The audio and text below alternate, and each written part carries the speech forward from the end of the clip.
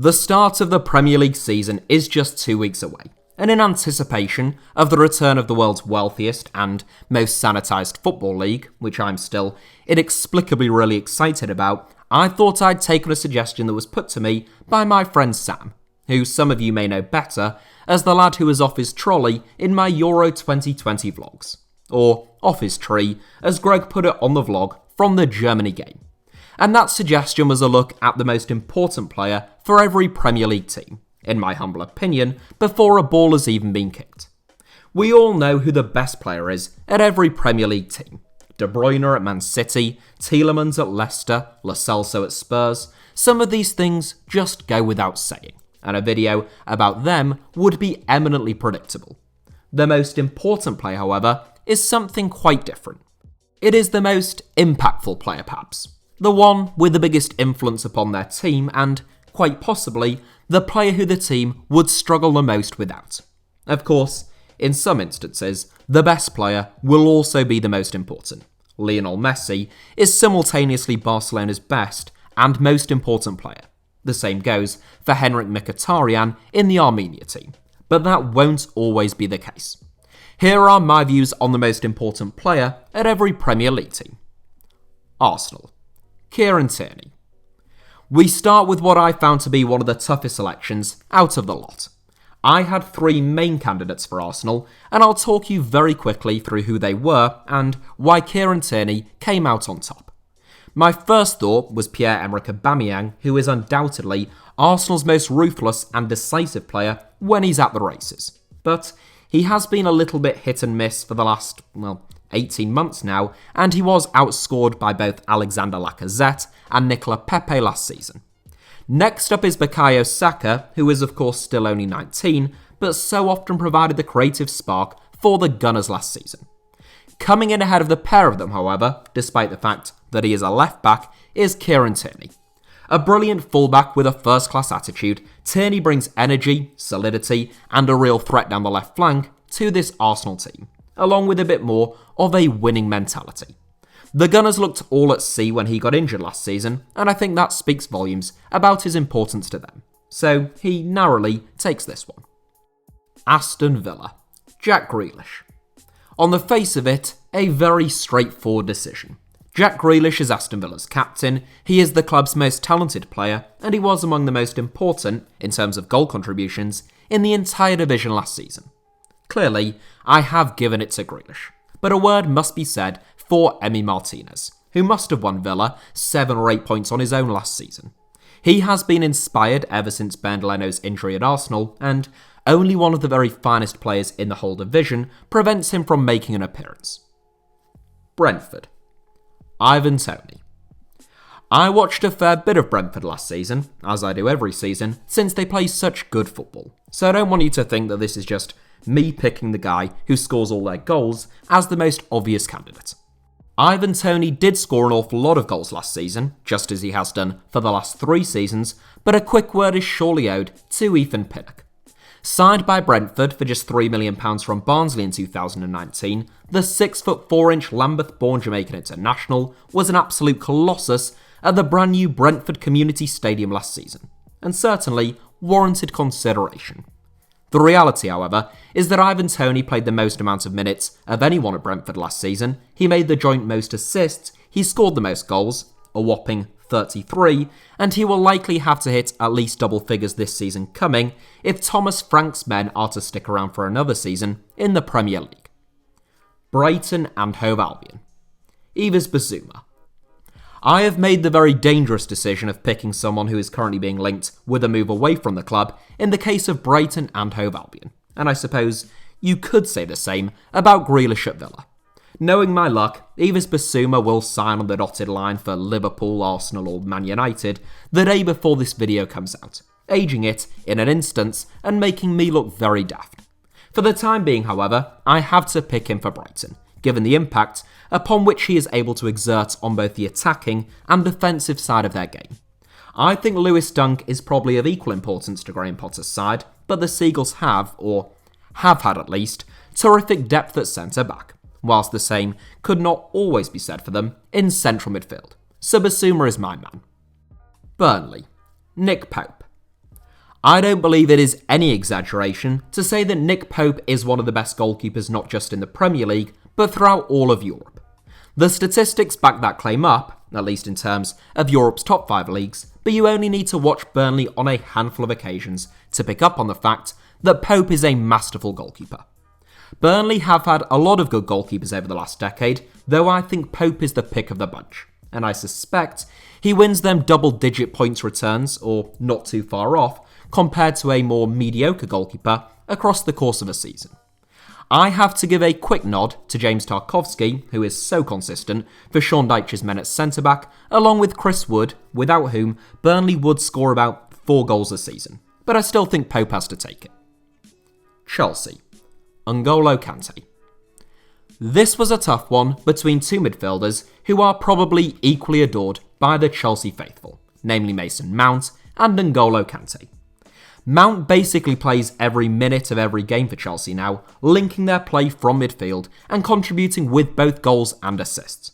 Kante has been a bit more in and out of the team due to injuries, but what an almighty difference he makes when he's fit. Long term, Mount is probably Chelsea's most indispensable asset, but Kante was Chelsea's most important player when it mattered most last season, and he is the one capable of dragging them to trophies through his individual performances. I also maintain that Kai Havertz is superb, and after a season just settling in, I suspect he'll play a big part and could well leave a real mark on the Premier League next season. Crystal Palace. Wilfried Zaha. The easiest decision in this entire video, I suspect. Wilfried Zaha seems to have been Crystal Palace's most important player for about as long as Queen Elizabeth II has been sat on the throne. I made a whole video about Crystal Palace a few weeks ago and their chances under Patrick Vieira next season, and since then they have done some impressive transfer business. I really like Michael Olise, and I have long championed Eberechi Eze on this channel, who hopefully will return with a bang around November or December time, but there can be few doubts that Zaha is the Eagles' main man. Both their primary creative spark, most progressive dribbler of the ball, and biggest goal threat, Zaha is arguably more important to Palace than any single player is to any other Premier League team. Everton. Dominic Calvert-Lewin. An altogether rather more testing decision, I think James Rodriguez was probably Everton's most impressive player when fit last season, and he is certainly their most talented. Richarlison is pivotal to the Toffees' plans going forward, and they look a shadow of a team without him. Meanwhile, Luca Dean exerts significant influence from left-back, Michael Keane is crucial at centre-back, and Jordan Pickford was excellent from January onwards. I'm well aware of the fact that I've just named half of Everton's most likely starting 11 next season, but that is indicative of why this wasn't an easy decision. Ultimately though, without Dominic Calvert-Lewin, Everton wouldn't score anywhere near the amount of goals required to finish in the top half of the Premier League table, let alone to push on for a European place as they presumably wish to do.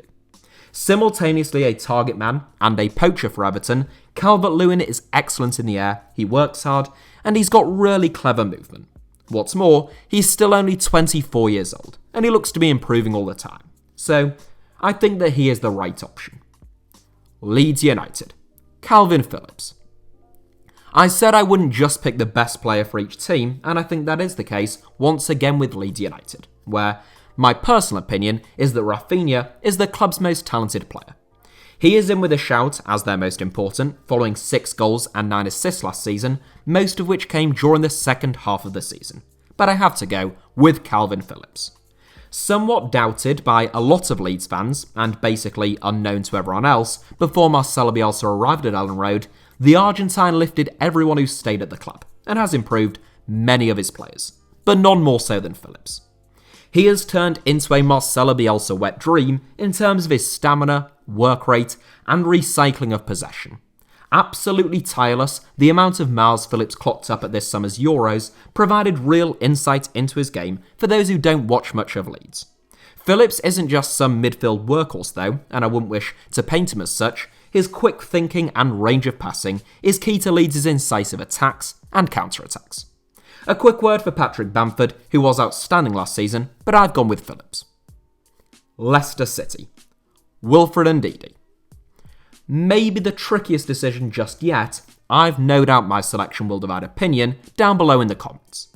I think there are probably more candidates for Leicester City than there are for any other club. And if you polled, say, 100 football fans, I think at least 8 players would receive at least one vote. Probably even 9 or 10. Jamie Vardy is a strong shout given Leicester's reliance on him to score goals, and indeed to provide assists last season. Youri Tielemans and James Maddison are both key men for Brendan Rodgers' side in midfield. Meanwhile, Kasper Schmeichel is talismanic in goal, Johnny Evans is often the club's defensive linchpin, and Wesley Fofana has the potential to comfortably become the club's most important player. I went for Ndidi because I think he's probably the most irreplaceable, and I think he's also probably among the top 3 defensive midfielders in the Premier League. As with all defensive midfielders, Ndidi's best work might not be as eye-catching as Tielemans or Maddison's finest moments, but they are just as important. He missed much of last season with injury, and I think that cost the Foxes a Champions League place. With the improvement over the summer among the league's so-called top 6 teams, they'll need him fully fit for all of next season to have a chance of cracking that top 4. Liverpool. Virgil van Dijk. Finally on the verge of returning to first-team action at Anfield now, following his ACL injury that I mentioned in yesterday's video, Virgil van Dijk is a defensive behemoth at Liverpool. And as soon as he sustained that season-ending injury, you felt the title was Man City's to lose. In the end, the Citizens probably would have won it even if Van Dijk had been fit, but if Liverpool are to regain their crown next season, they'll need Van Dijk to get back to something close to his best, and fast. This was an incredibly difficult decision, and I think Mohamed Salah is basically of equal importance to Liverpool, just in an attacking sense. Meanwhile, Alisson, Jordan Henderson, and arguably even Fabinho all warranted consideration. Van Dijk isn't just a brilliant footballer though, he brings an air of calmness and confidence to this Liverpool team, which rubs off on those around him. And for that reason, I went for him ahead of Salah. Manchester City. Kevin De Bruyne. Okay, for this one, I definitely have just picked the club's best player, but only because I also think he is their most important. I think you could make a case for Ruben Dias, and maybe half an argument for Ederson, but the right answer is Kevin De Bruyne. The best player in the Premier League, and quite possibly the best midfielder in the world, De Bruyne is a master at unlocking defences, whether that be with an inch-perfect through ball or a sumptuous delivery into the box from deep. Manchester City are so good and have such great depth that they can win games in his absence, but they never look quite as mesmerising or constantly dangerous without him. Manchester United. Bruno Fernandes. I do think you could make an argument in favour of Harry Maguire at Manchester United, particularly if Raphael Varane still hasn't joined the club by the time this video comes out. Ole Gunnar Solskjaer's captain, Maguire came under enormous pressure due to the size of the fee Manchester United paid for him, but he has taken it all in his stride. Authoritative, vocal, and still improving, without him you could forget any hopes of winning a Premier League title. The same is true of Bruno Fernandes though, it must be said, who scored 28 goals and made 17 assists last season, often inspiring the Red Devils to victory, or at the very least, rescuing them a point. His winning mentality clearly had a huge impact since the second he arrived from Sporting, so I think he deserves to take it with an honourable mention for Slabhead. Newcastle United. Callum Wilson. Another one that I think is likely to divide opinion, Alan St-Maximin is by far Newcastle's most talented footballer in my eyes. And if they were to sign Joe Willock, which I'm afraid to say I doubt they actually will, then I'd probably give it to him. Certainly, Willock was Steve Bruce's key man towards the back end of last season, but he isn't actually a Newcastle player, at least at the time of recording, so, well, I'm not quite sure why I'm still talking about him.